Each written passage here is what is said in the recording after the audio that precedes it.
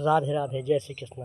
चलिए आज बता रहा हूँ। आज 2025 का निर्जला एकादशी कब है और करने से क्या फ़ायदा होता है और कौन इसको भीम एकादशी भी कहते हैं, है ना। निर्जला एकादशी अब बहुत ही एकादशी सब एकादशियों पर सबसे बड़ी एकादशी इसको बोलते हैं, यह है निर्जला एकादशी। तो कब है? तो निर्जला एकादशी है 6 तारीख को, है ना। गृहस्थ आश्रम के लिए ये निर्जला एकादशी है। तो कैसे करना चाहिए, कौन कौन किए थे? पांडव भी किए थे, है ना। ये देखिए एक्चुअली ये होता है क्या, एकादशी 2 एकादशी होती है ना। एक होता है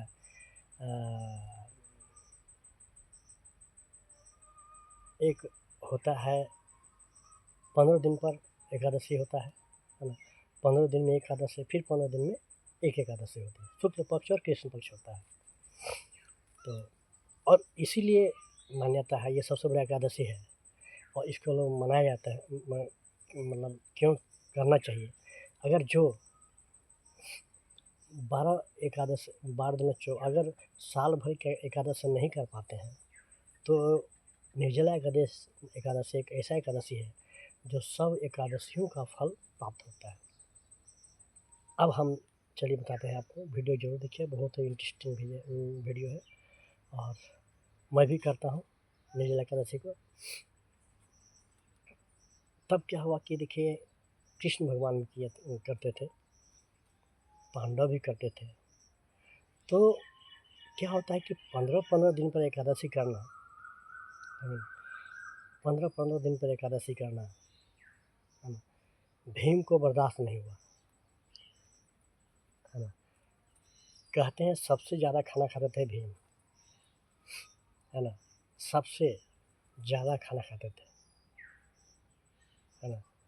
तब क्या हुआ, कृष्ण भगवान करते थे, सब पांडव करते थे, सभी लोग करते थे। तो एक बार की बात है,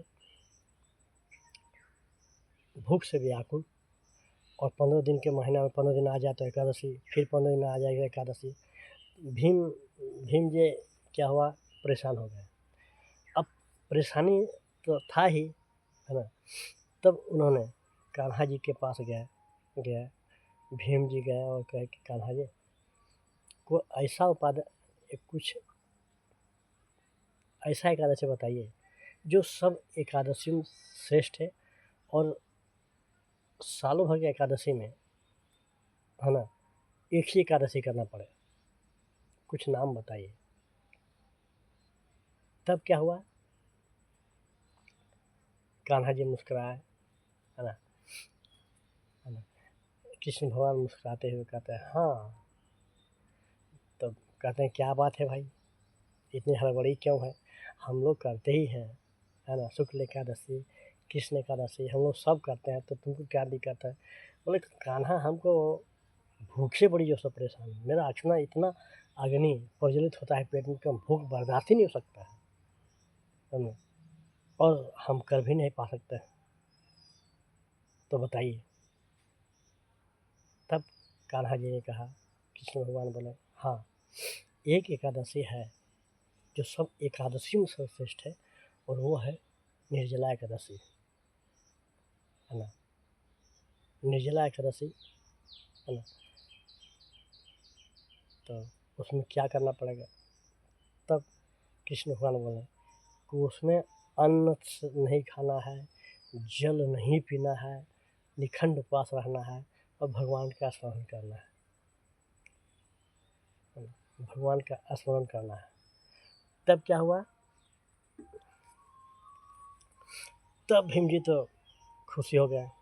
वो बोले कि कोई बात नहीं यार, है ना, हम कर लेंगे किसी तरह से। भैया हमको ये साल में एक ही दिन रहना पड़ेगा, इसके बाद खाएंगे भरपेट, है ना। तो उस दिन से भीम जी क्या करें, वही निर्जला एकादशी के बाद करने लगे, जिसको भीमसेनी एकादशी कहते हैं, है ना। अब हम लोग को क्या करना चाहिए गृहस्थ आश्रम, हम तो यही कहेंगे, जो मैं बार बार कहता हूँ कि जो नहीं कर पाते